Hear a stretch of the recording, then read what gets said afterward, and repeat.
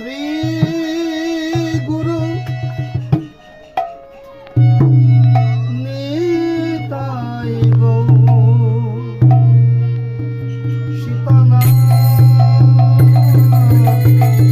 প্রেমানন্দে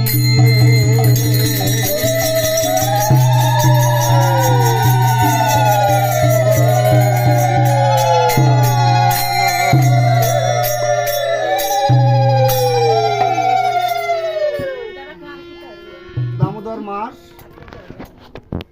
ভক্তরা যখন সরাসরি গোবিন্দের সঙ্গে বৃন্দাবন লীলায় দর্শন করেছিল, রাধে রাধে,